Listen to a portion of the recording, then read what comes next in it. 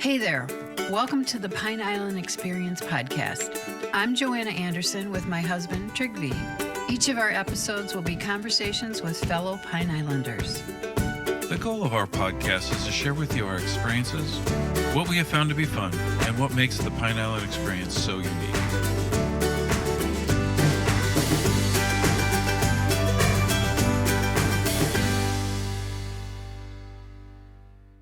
Mangoes are adapted perfectly to Pine Island.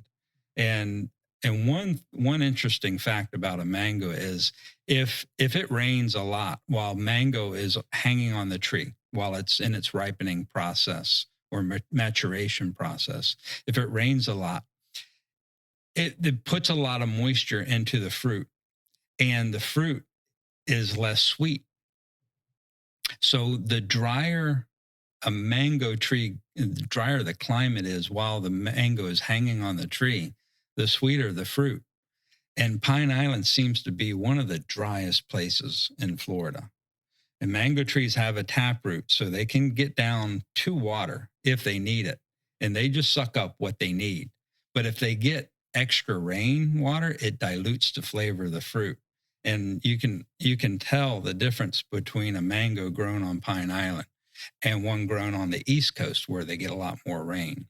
The trees grow the same, but the quality of the fruit is different. It's a discernible difference. So I think in all the effects of Pine Island, the climate, the lack of rain, everything is perfectly suited for a mango. The voice you heard was Steve Cucura explaining why mangroves grow so well on Pine Island.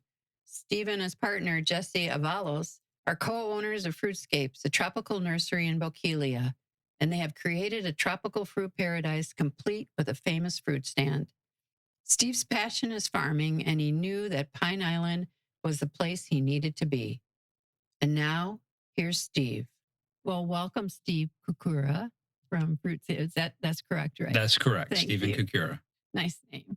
From Thank you. FruitScapes. From FruitScapes. Yes. And we're so excited you came today, and it's your busy harvest season. Although on Instagram, I think I saw you said it's the last harvest now of the mangoes.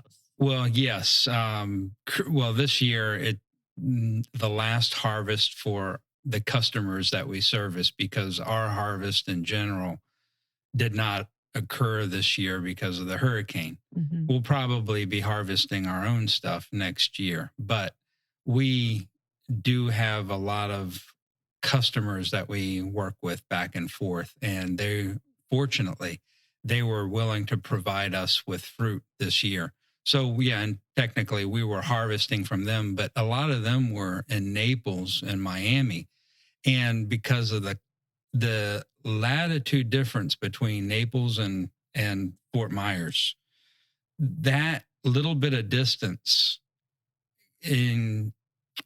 increases or it hastens the ripening time, maturity time of fruit. So typically, if they're harvesting 1 week, we here in Pine Island are harvesting that same product about a week later. So normally we would be still in the middle of harvesting right now, but this week for them is pretty much the last harvest. Well, it looks beautiful. What we've seen, your Facebook, your Instagram is gorgeous. Oh yeah, I'm fortunate. I've got a young kid not a young kid, a young man who grew up on Instagram and Facebook, and don't ask me how to do that stuff. And I hardly ever go on those things, but he's on it every day, taking pictures and showing people what we got, which really helps because before I'd have to take a phone call and tell people what we had. And now all they have to do is go on Instagram or go on Facebook, and they can see what's on display, and they get a kind of like a up-to-date image of what we have available. So it really helps out. You have a lot of followers, a lot of likes. I mean, it's yes. Great. Your numbers are great. Yeah, they are. Yeah. And it's not because of me. Well, it is. Well, it's because we got people who know what they're doing. Boy, I tell you, all I know how to do is grow a tree.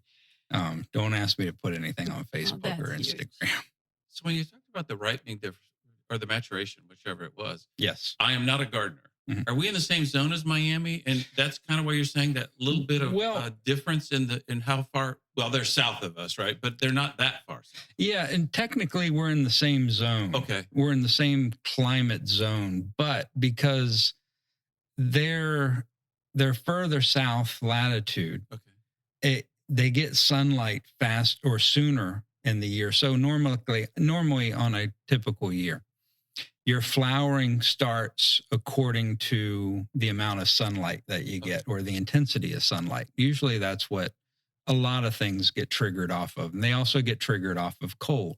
So cold stops sooner in Miami than it does here. The sunlight starts sooner in Miami than it does here, typically on average a week or two.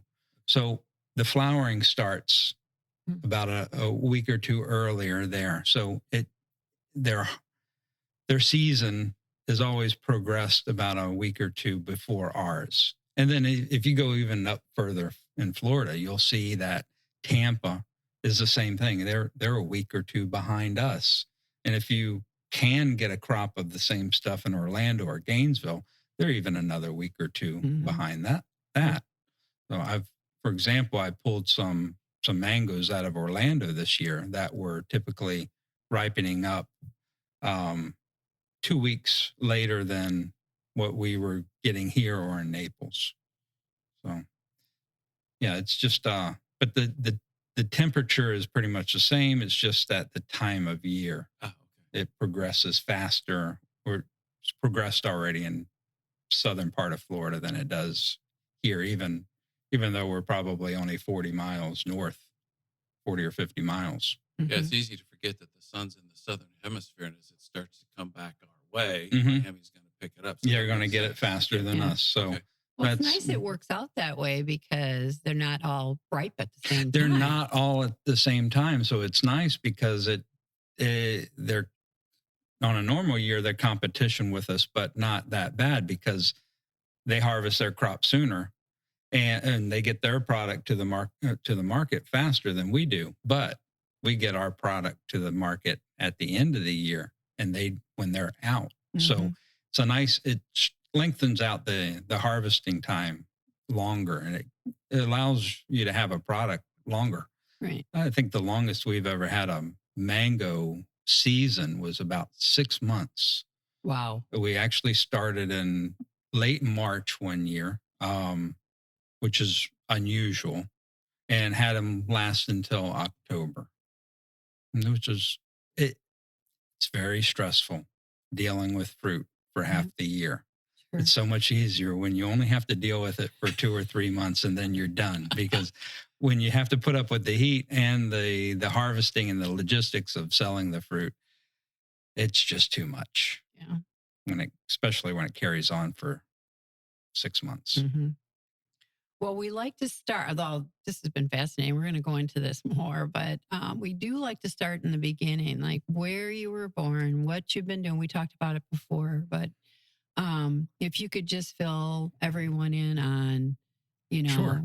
your background in your life. I grew up in Southeast Virginia, and it was a very somewhat mild climate. And I was very interested in gardening at an early age, and it was a hobby of mine. And one of my first hobbies was growing chili peppers. And I just got carried away and started to grow 20 or 30 different types of chili peppers because it was something that I could grow. And little by little, that evolved into growing other things. I actually had a papaya survive for a couple of years because we were right on the coast, and there were years where we once or twice got a light freeze, and I was able to keep a papaya plant alive. And I thought, well, this is interesting. This is pretty cool. I haven't seen anybody else grow papaya up there. And then it delved into mango a little bit. And well, as I grew up, I joined the Marine Corps, and I just thought that, well, in order to really to further my future, I should get a college degree. So I went to side classes in St. Leo and got my bachelor's degree in business. And after that, I thought I would take a job being an accountant.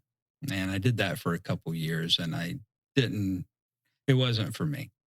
And I was actually in Sarasota. This was back in 1998. I was in Sarasota doing an accounting job there. And I met a man who grew mangoes. And it we struck up a relationship because he had this fascination of growing things like I had when I was younger. And he grew 20 or 25 different types of mangoes. And some of them were actually grafted on the same tree. So he had a tree there that had about 15 varieties of mangoes growing on one tree. And this kind of brought back a lot of my hobbies or my interests when I was a kid. And I thought, wow, this is incredible. I love mangoes and I love all this tropical fruit. And I thought, well, where can I go buy a piece of property where I can do the same thing and have it as a hobby, expand my old hobby and grow fruit trees as well? And he says, if I were you, I would buy land on Pine Island. And I thought, wow, never even heard of Pine Island before. I heard of Sanibel Island, but where's a Pine Island? And so I came down here in my car and just started scoping out properties. And after about a week of looking, I found a 5-acre piece of property on Pine Island, and I just bit the bullet and bought it. I was lucky at the time. There was an owner who wanted to finance it, and it fit me perfectly because I didn't have hardly any money to my name. So I started to grow papaya, started to grow mangoes and lychees as well. And little by little, my career just in the accounting just crumbled. I just lost the desire to do that, and I just wanted to farm. And that's how I started all this, basically. I could go into more detail. No, well, we have more detailed questions for you later about your products. Sure. But, that's an incredible story. So you're following your passion. Yeah, I just I wasn't worried about the money at first. I just wanted to make enough money to pay for that property, and I wanted to be farming, and that's what I did. Did he? It's interesting, and the reason I chuckled is every time you tell friends or family that you live on Pine Island or you work on Pine Island or something like that, it's invariably, where is it or how did you find it? So was do you know, there was a gentleman that you struck up the relationship? Did he vacation down in this area? Or a lot of people say, oh, my folks used to come here fishing, or my uncle used to come fishing, or something like that. But how fascinating that you're sitting in an office, strike up a thing, and this guy knows of this obscure island that you can't find.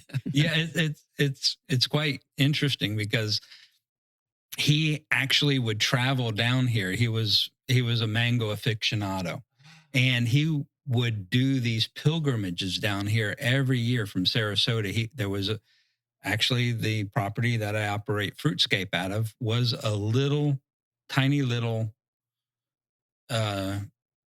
canopy hut that was set up in the summertime.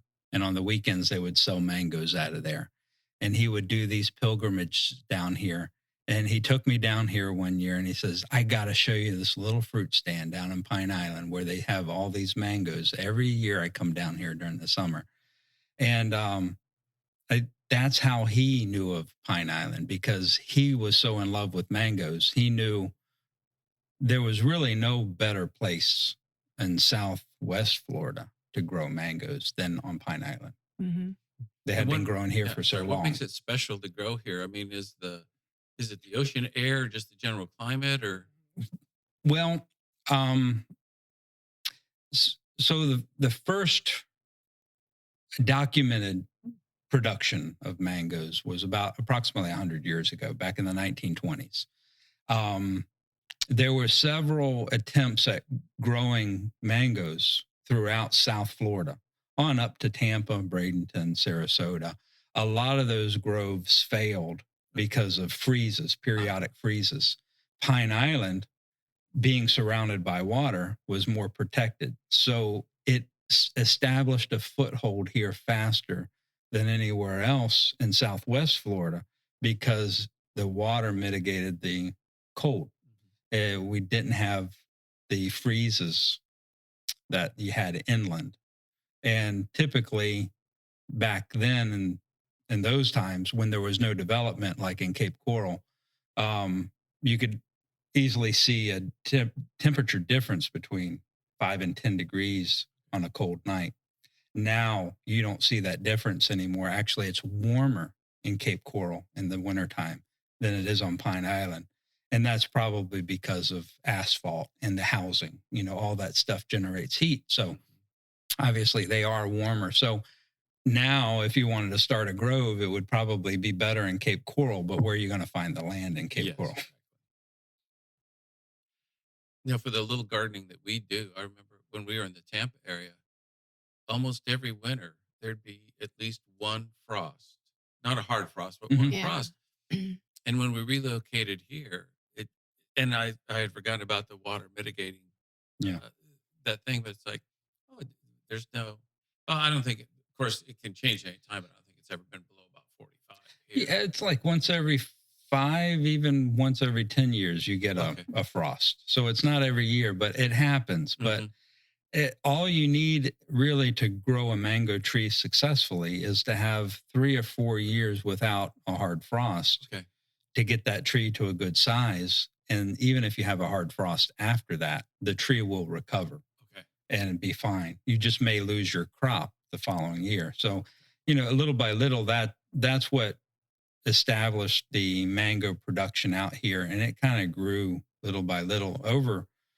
I've seen periods where mango land or mango orchards were sold off and developed into palm tree, whatever was the latest fad. And then, but now the fad of mango is coming back. And I see a lot of those palm tree farms being returned to mango production. And that's been over the past 5 or 6 years. I've seen that increase greatly. But other than that, as far as climate, our mangoes are adapted perfectly to Pine Island.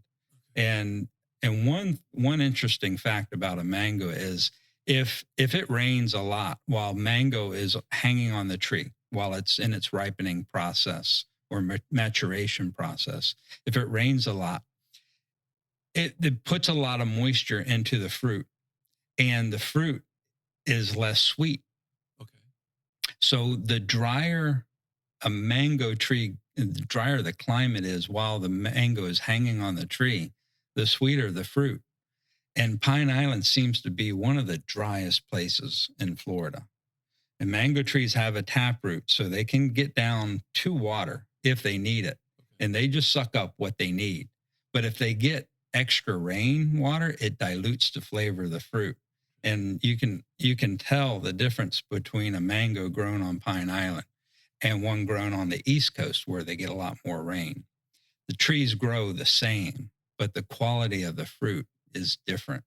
It's a discernible difference. So I think in all the effects of Pine Island, the climate, the lack of rain, everything is perfectly suited for a mango. So you make that investment to go for your dream of farming.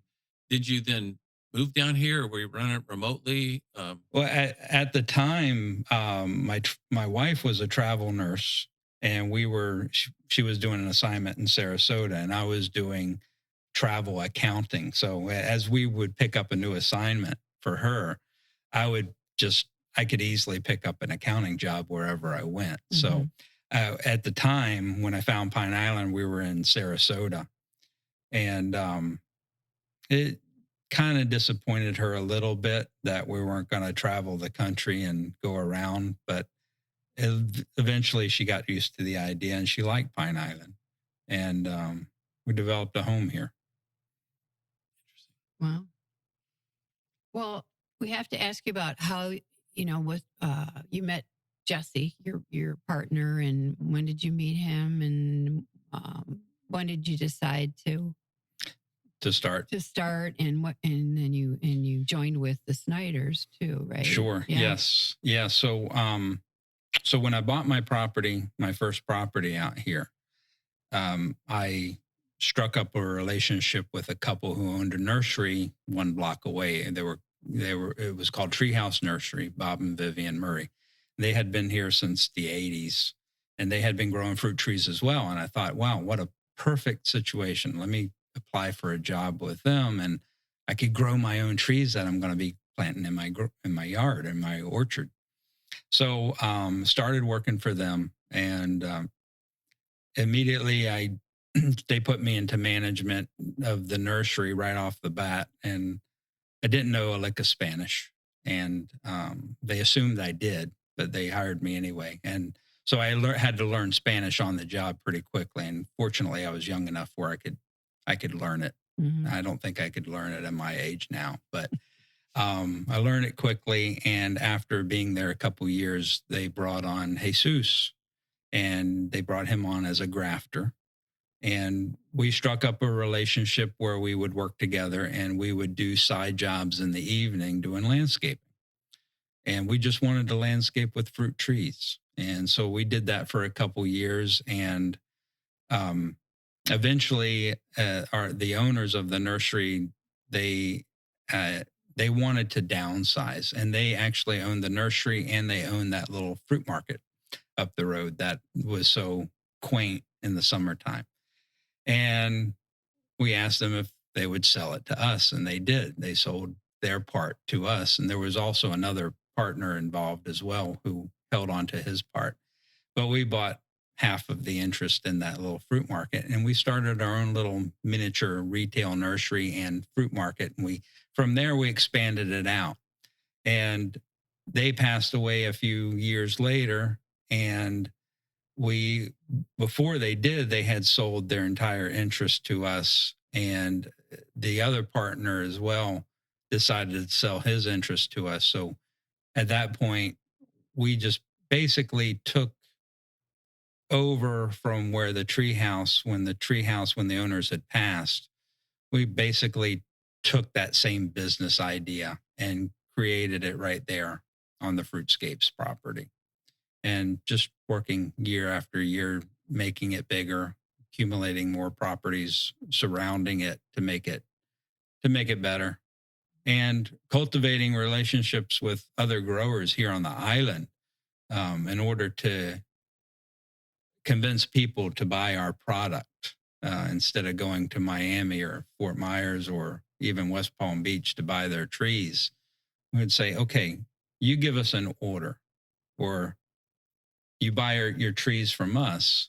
And if you have a hard time selling your product later on, you've got a guaranteed spot where you could sell it. You can just bring it to us and we'll sell it. Oh, that's so brilliant. It was an extra incentive. Sure. And then we would guide them as to what customers were more interested in. Instead of planting some mango that was 100 years old, we'd convince them to plant a mango that was new and upcoming that would have more of a demand. So little by little, mom and pops all over Pine Island, we probably have 50 little farms that we've sold the trees to. And still to this day, if they don't have a market for their product, they bring it to us and we'll sell it for them. So makes it things a lot easier for us in the long run, because we're selling, it's not our fruit, but it came from trees that we made. Yeah, you sold them the trees. We sold them the trees, and then they came back with the fruit and had you. So it's perfect. So we made profit off of their trees, and then we profit as well off of selling their fruit for them as well. So plus you sell it to all over Florida. We have customers all over the state that mostly come down in the summertime, because that's the main season for assorted tropical fruits. But they'll come in throughout the year as well, but mostly in the summertime. Usually it's June and July are the hot months for fruit. So they'll come in. We usually don't ship anything out as far as fruit, because most people come and get from us directly. Unless it's a really big order, then we can ship it out. But we also have customers come in from around the state that buy trees from us as well. Yeah. Because they're looking for something unique that they just can't find anywhere else. And we have too many things to offer that it drives me crazy. Well, we wanted a Myers lemon tree, Mhm. and we the first house we were living at, and we went to your place, and a very nice man helped us and bought a beautiful tree, and then said, could you plant it too? So he came over and planted it for us because we Mhm. didn't want to ruin it. We don't have a perfect record with planting and Sure. growing things, but we wanted a professional, so he came and planted it, and it was beautiful. It was just beautiful.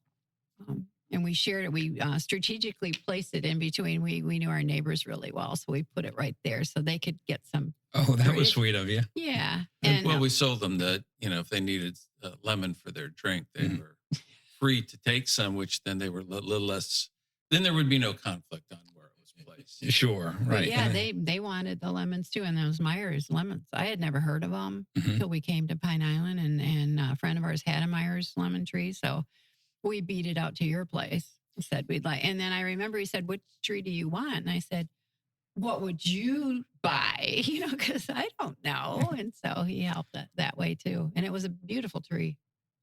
Very good. Yeah. It's a lot of people who buy the bigger trees want help. It's not the easiest thing to plant by yourself. No. And it's easy to stick a little plant in the ground, just dig a little hole and put it in there. But when you're dealing with a bigger tree, most people want it done correctly, Hmm. and somebody to tell them, yeah, this is the right way to do it, Yeah. instead of just gambling. Yeah. Especially when you're making such a large purchase too, you want to make sure it's done right. Well, we had good crops, remember? So when you said with trees you made, what's the process there to get a tree ready for sale? So is it the seed from the fruit and then you take it from there? How does that work? Yeah. So, and fruit tree propagation is a little bit different than your typical nursery plant. A typical nursery plant, a lot of times it can be grown from a seed and then they just grow it up. Or they'll take little cuttings and just grow them from cuttings. And most fruit trees, well, I wouldn't say most of them, but probably a good half of them, especially mangoes. So the most popular thing I sell is mangoes. What you need to do, you have to realize that when you grow something from a seed, every living thing on earth has a juvenility period. So it doesn't become an adult until it's gone through that juvenility stage. So a lot of people will assume that you can take a mango seed, plant it in the ground, and you might be able to get mangoes after a couple of years. No, you have to wait for it to pass through its juvenility period, which on mangoes can average anywhere from 6 to 12 years. Other things like avocados are notorious for taking up to 20 years. So it depends on what you're growing, is depending on how long the juvenility period is. Not only do you have to deal with the juvenility period, but if you grow something from seed, just like everything, you don't know what your kid's going to be like when they grow up. And you grow a mango from seed, you don't know what that mango is going to be like. Mm-hmm. 9 times out of 10, it's not going to be as good as what you ate. A lot of times the genetics just revert to its more natural state, being a more fibrous, less sweet mango. A lot of times you'll be disappointed with it, and you won't even know until you've waited that 9 or 10 years of your life waiting for that thing to grow. Then you go out there with a chainsaw and you cut it down. So on mangoes, what we do is we have to take 2 trees and put them together, and you grow a seed until it's about 3 or 4 months old, and that becomes your rootstock. And you take a branch off of a mature tree that you know what that tree it produces. It's probably a named variety. And you take a branch off of that tree and you graft it. It's like surgery. You graft it onto that rootstock. So then you have a natural rootstock and then you have a known type on top. And by doing that, you are taking a branch from an adult tree that's already gotten through its juvenility period. And so you can have a 1-year-old tree that wants to fruit for you. I don't recommend that. You have to care for the tree a couple years before you let it fruit. But yeah, grafting is the way to eliminate the juvenile period and to eliminate the guessing of what you're going to get. Mm-hmm. So if you get a grafted tree, once you graft it, you know exactly what you're grafting. And at this point, we've got about 50 varieties that we currently graft. So we'll graft maybe 100 of one variety, and then we'll go on and graft 100 of another variety. And we'll try to keep these varieties in stock because you never know what somebody's going to ask for. Mm-hmm. And you have a good idea of what the majority of people will lean towards. But you try to stick with the newest and the newest varieties that are out there and the more disease resistant, better flavor. And a lot of the fruit trees we do, also avocados will graft, a number of other things, but there are a few things that we can grow from seed. And we do grow from seed, but there's very few of them. And the ones that we do grow from seed are things that only take about 2 or 3 years to get through their juvenile period. And things that are relatively consistent. When you grow it from seed, it's going to be the same kind of fruit, very similar. But there's a number of different ways to propagate trees, but the biggest sellers are the ones that are the most difficult. Oh, and okay. Like mangoes and avocados, those Mm-hmm. really should be grafted if you want to guarantee yourself a good tree. Same with the Meyer lemon. Meyer lemon was grafted as well. Mm-hmm. We don't dedicate ourselves to grafting citrus. Citrus is a family of fruit trees that is highly regulated in the state of Florida. And we do not have the permission or the license to duplicate fruit trees. Or citrus trees, I'm sorry. So there's only a few growers in the whole state that do have that license, but we are allowed to purchase the trees from them and bring them to our establishment and grow them from that point on. But they have to make the tree themselves because there's so many diseases prevalent with citrus. They don't want just anybody growing these things from scratch and just selling them to the general Wiping out the public. whole citrus economy. Then. Pretty much, Okay. yeah. And pretty much selling a diseased tree. So they want to ensure that the state wants to ensure that nobody really sells a diseased citrus tree. So we have to get it from these certified nurseries. Mm-hmm. There's no regulation on anything else as at the moment. So we are free to graft everything else besides the citrus. And so citrus, we just maintain a small amount of, we keep that on an inventory as needed. Whereas mangoes, on the other hand, we produce them, we start them in the summertime, and we only do one crop a year. So we'll produce for about 6 months. We'll make mangoes nonstop, and then we stop and we rotate into something else. We'll make something else the rest of the year. And the derivation of the name FruitScapes. Well, when we started landscaping, and when I started landscaping was back in 2002. I really wanted to do something on my own, and I love fruit trees. I knew if somebody asked me for a flowering tree or a palm tree, I would say, okay, go to this guy, go to this guy. I don't want to have anything to do with it. But if you want to landscape your yard with fruit trees, I'll be more than happy to recommend whatever you need to do. So I thought, well, what better way to advertise or to point out that I deal in fruit trees and pretty much exclusively in fruit trees. So I thought, well, FruitScapes, that pretty much sums it up. So I kept that name, even though we do more than just FruitScape. We no longer technically fruitscape. We're more of a nursery, and we grow the fruit trees rather than plant them and design with them. That was my intention to begin with, was to landscape with them. But there's more of a demand with selling the trees than I can install. Mhm. And there's more of a demand with selling the fruit as well. So we just kept the name Fruitscapes. And we also have an additional name we call the fruit market part Pine Island Tropical Fruit Market. Mhm. So a lot of times you'll see the two names close together, Fruitscapes and Pine Island Tropical Fruit Market.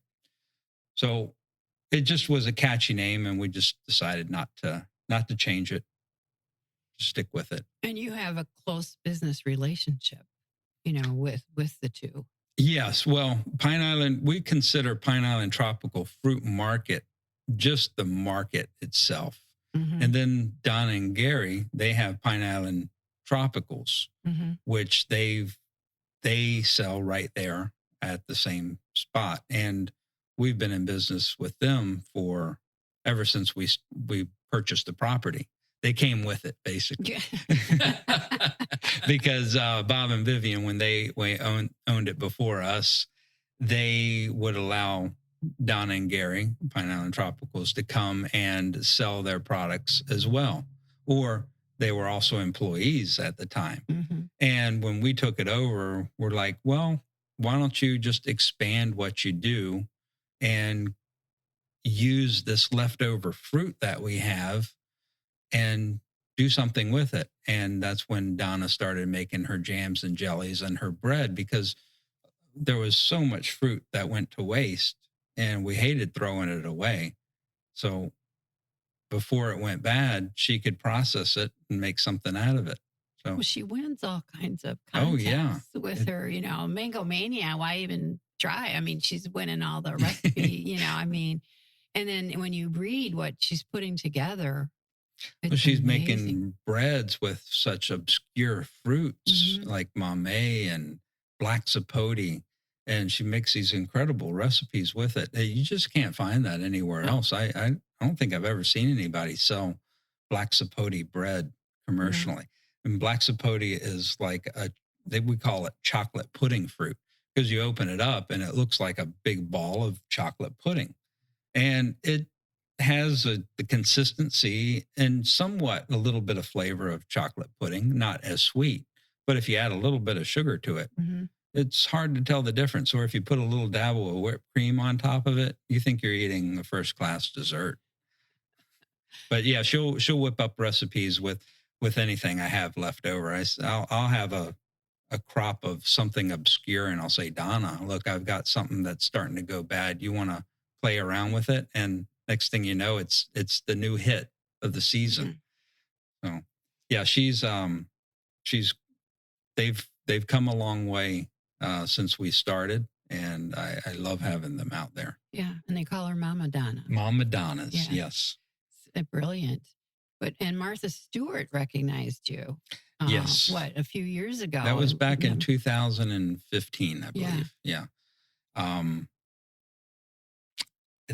They were searching for competitors or small businesses in their American Made program or awards, and we got settled in there somehow. That we got selected and invited up to New York for the weekend to be part of their ceremony and selected for their awards. And it was quite a recognition. I think that there was a big difference between 2014 and 2015. I remember at the time when we were announced, I thought, oh my, brace yourself for the impact, because we're going to be inundated with people, customers coming in looking for us. And sure enough, for the next 2 years, I think the publicity just carried us further than we could have possibly imagined without it, because we had people coming down from New York, all around the country, really,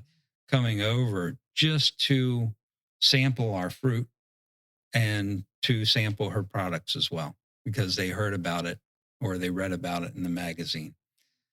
So Now, what's the customer mix? You've talked, you mentioned the fruit stands, and we've been up there, and it's fun to look around and stuff like that. Is there a commercial aspect too in terms of restaurants or anything else, or is it primarily driven by individual sales or private citizen sales, I should say? well, we have an employee. His name is Elijah, and he grows vegetables for us. And he does service the local restaurants as well with the vegetables. But as far as the fruit, I would say the majority of our fruit, a big majority, goes just to individual shoppers. Somebody who wants to come over and grab a bowl full of fruit that they can put on their table for the weekend. And I would say a good large percentage of them are foreigners or foreign descent. Um, and their attraction to us is because we have the fruits that they remember eating when they were a kid back home. Because uh, not too many Americans remember growing up eating mangoes when they were a kid. Mhm. You know, they grew up eating apples, but you'll have Jamaicans come in, you'll have anybody from the Caribbean or Central America, or even from India. They'll come in and they'll want a taste of what they had back home, and they know they can find it with us. So Sure. I would say a large portion of our customers that buy fruit in general are of foreign descent. Now, a lot of people who buy our trees are locals, Yep. retirees from the north, and some foreigners as well. But they just want something that grows here. And they know Meyer lemon grows well here, mango trees grow here.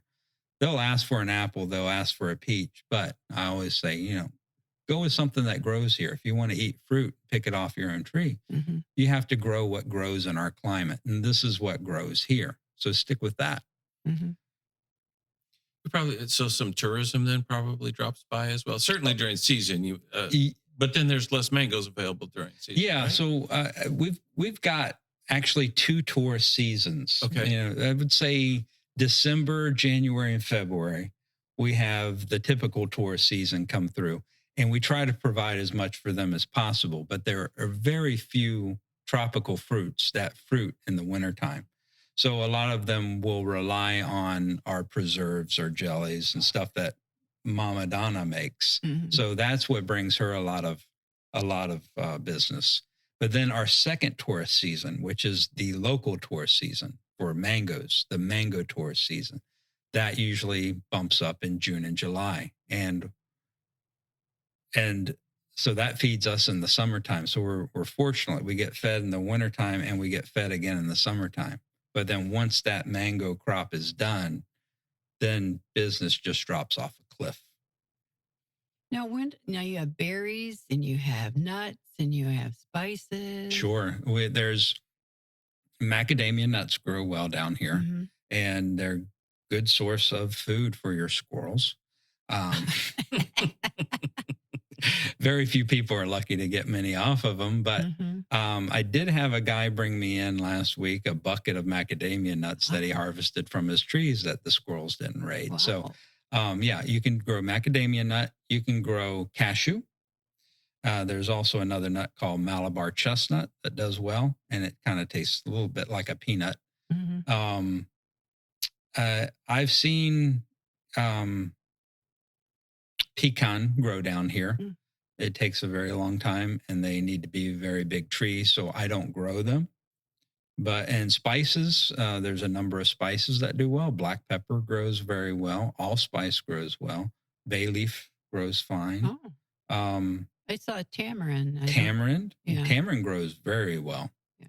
And tamarind, we have 2 different versions of tamarind. We have a sweet tamarind and a sour tamarind. Mm-hmm. The sweet tamarind, you just eat it up and break it open and eat it like candy. Mm-hmm. The sour one, you have to make a drink with or use it in some kind of cuisine. And that does exceptionally well here. And we're finding new things all the time that we play around with. Cacao. If you got a wind protected spot, you can grow cacao fairly fine. We've had that growing for several years now. Unfortunately, the hurricane took out all of our cacao trees, and now we just have stuff in containers. But cacao, believe it or not, does fruit quite well here. Does that have a nice scent in the yard then? No, cacao doesn't really put off much of a scent. Okay. There's a bay rum, which is not used as a edible spice, but it's a very fragrant spice. They use it. It was used in Old Spice aftershave. Oh no. Yeah, and you take a get leaf some of off of that. that tree, and it's very, very fragrant. But no, not too many things are fragrant. Unfortunately, you just the allspice. You use the leaves and you use the berries, but there's not much fragrance that you can smell. Okay. And vanilla is also another thing that does well under the right conditions. And there are some native vanillas that people are playing around with, trying to hybridize them to get them to bake bigger pods here. But unfortunately, those things succumb to the hurricanes. And mango trees are one of the toughest trees when it comes to hurricanes. Good. They can survive. They Even their if they strength. blow out of the ground, you just put them back in and they keep on going. Well, we had a shaded lot before Ian. It's now in all full sun practically. We lost palm trees. We just everything. Sure. Well, the canals emptied out, came up here and took out a lot. So I'm taking notes about what ideas of what to plant. Oh yeah. You'll be able to Get to fill it that. up pretty quickly. Yeah. Sure. Yeah. Well, things do grow quickly here. They do.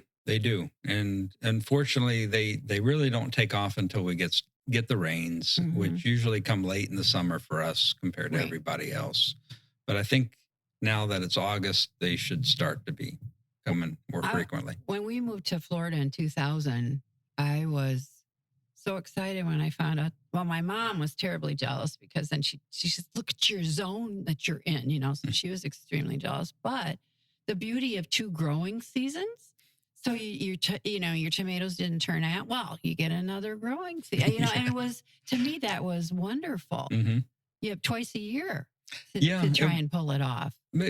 I tell people, don't try to pull off your vegetables in the summertime. Try to do them in the wintertime. So you get a fruit season in the summertime. You get a vegetable harvest in the wintertime. So it's great.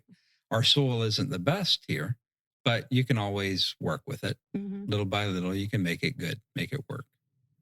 So we just had Mango Mania, and I believe you were one of the main speakers at that. So your participation in that event, and how did this year go for you? Oh, I couldn't believe the turnout.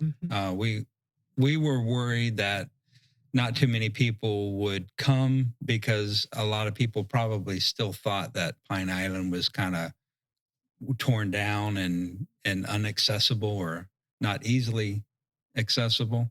So we were hoping for the best, but we thought it was going to be a low turnout, but we couldn't believe the turnout, the participation. And I'm very happy with the amount of people who showed up for the talks. Yeah. Last year we did talks as well, and it wasn't that large of a turnout, but some members of the Chamber of Commerce were convinced that was a good selling point and that would help bring people in. And I think it was. I think it was a good draw. It was like, here, you got this opportunity to learn more about mangoes, learn all these different things about mangoes. All you have to do is come on out on Saturday and visit Mango Mania, and you can listen, and you can go around and you can shop for mangoes. You can shop the local vendors. Yeah. So I was quite impressed with the turnout this year. Yeah, I thought it was fabulous. You also have your own Mango Fest. Or we used to. They used to do Mango Mania in Cape Coral, and it kind of drew people off of the island. So it originally started on Pine Island, and then it was taken to Cape Coral. And the main reason was because there was more space available out there. So we had to provide something for the locals here, the local tourists on Pine Island. So we did our own little event, and we basically did a mango tasting event where we, right at the peak of the season, we could lay out more or less 40 to 45 different varieties Wow. and have a bite for people to sample Wow. of each of those varieties. That was very stressful getting all those together. But because your mango season lasts so long, it's hard to get all these different varieties together at one time. So you have to pick the middle of the season when most of them ripen at the same time. And so it's just picking some of the mangoes and storing them to try to preserve them until that date is very frustrating. So we did that for a few years and kind of gave up on it once they started bringing the Mango Mania event back out here. And we did the mango tasting as well on a smaller scale. It's very difficult to provide that number of mangoes for sample. So we'll reduce it to about 10, just so people can get an idea of the complexity, the flavors of different mangoes will provide. Are people generally hunting for a specific variety, or is it more exploratory? I mean, to the uninformed, it's like an orange is an orange, and I know that's, or a mango is a mango, but you're talking about like 40, upwards of 40 some different varieties. Yeah, that's because when I was a kid, I grew so many varieties of chili peppers that I just love this. I have this fascination for diversity, and I wanted to collect 100 varieties of mangoes, and I pretty much did, and I regretted it because it's hard to keep track of them. But yeah, a lot of the customers, I would say a good portion of them aren't hunting for a specific mango. They're just they're just trying to see what a good mango tastes like, because they're familiar with the mangoes you can get in the grocery store that have been shipped for the past month. They were picked so green that they have to hold up the shipping process. And by the time they ripen up, they're not sweet because they never sat on the tree long enough to get that sugar in there. Right. And some of these varieties that are selected for commercial transport have a lot of fiber in them too, so that they can hold up and withstand the shakes and the tumbles that shipping provides them with. So a lot of these people will just come in and they just want to taste any mango that was picked fresh from the tree. And even some of my lower grade mangoes are still exceptionally better than what you would find on the grocery store. It'd be like going to a winery. Say, I'm looking for something tart or fresh or sweet or full-bodied and you can tell people, hey, you'll probably like this mango because it's strong. It'll knock your mouth out when you bite it. Or you'll like this one just because it's sweet. And maybe this one because it's just mild. It's got nice flavors, but not too much of this, too much of that. So yeah, there's a lot of complexity differences in different varieties. And I do have a good amount of people who come in and want a specific mango because they heard of it. They want that specific one. And they'll come in and look for it. And you'll have it usually, right? Usually. Yeah. Wow. What are your future plans? Do you have thoughts down the road that you can share, with everyone? Are there other things you're thinking of doing? Any super secret grafting going on? Yeah, super secret grafting or new products, new spices, new. Well, I'm always on the hunt for a new fruit. Okay. And I almost on an annual basis, I will travel somewhere, any foreign country that grows is in the tropics. That's what I select.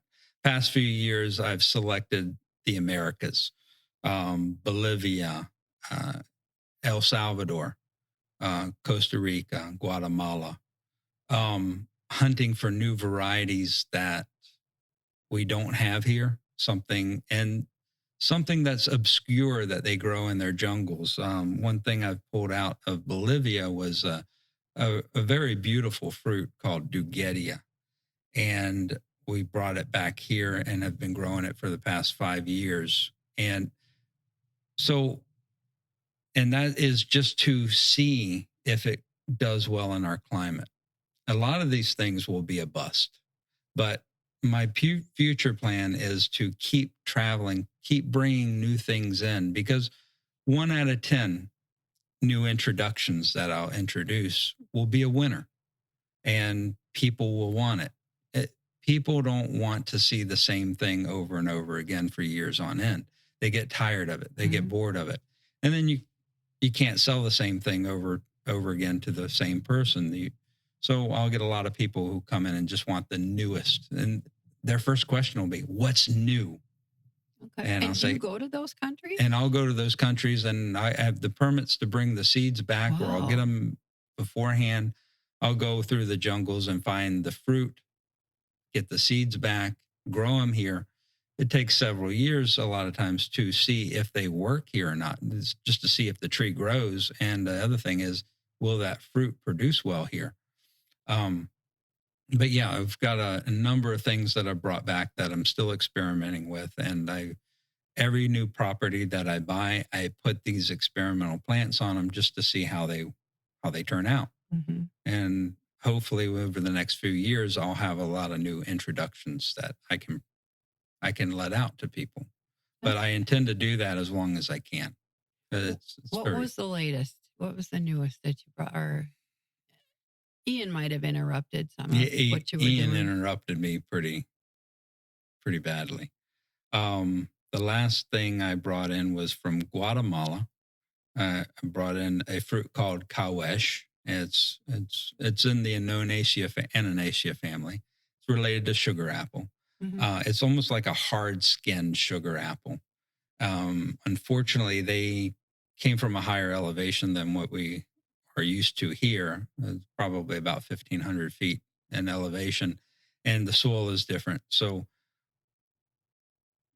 that alone isn't a bad thing, because we have plants in that same family that we can graft it onto and use those other plants as rootstock. Mm-hmm.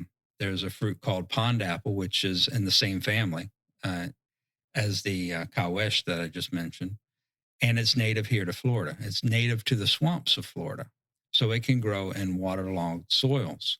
And so what we've done is we've grafted that tree that has been grown at 1,500 foot elevation and not adapted to flooding at all. We've grafted it onto the pond apple to see how well it performs. The tree so far has performed wonderfully. Oh. And we've got our first flowering last year during Ian, right before Ian, but it knocked the tree back so much that it probably will be another year before we get flowering off of that. And then we'll see if it actually works or not. Be your new one. Yeah, a new introduction for Florida. Well, thank you. This has been fascinating. We had a lot more questions. We can do a part 2 yeah, we do next part time. 2. Yeah, but we do enjoy coming over there and looking around. It's fascinating. And Trig's going to come by and do some videos. Oh, wonderful. Do a reel for your person to put on Instagram, maybe. Wonderful. But we sure appreciate the time you spent, and we've learned so much. And when you're ready to fill up that empty lot next door, let me know, and I'll give you some more ideas to fill it up with. That'd be brilliant. All right. Thank you. Well, thank you for having me. It was a pleasure. Thank you very much. We hope you enjoyed our Pine Island Experience podcast. If you have any ideas for us, people to interview, or any comments, please feel free to email them to us at pineislandexperience@gmail.com. That's pineislandexperience, all one word, @gmail.com. Don't forget to like us, and you may subscribe to this podcast using all the major catchers like Apple iTunes, Google Podcasts, and Spotify. Thanks again for listening, and remember, island life is a constant vacation. We'll see you on the next podcast.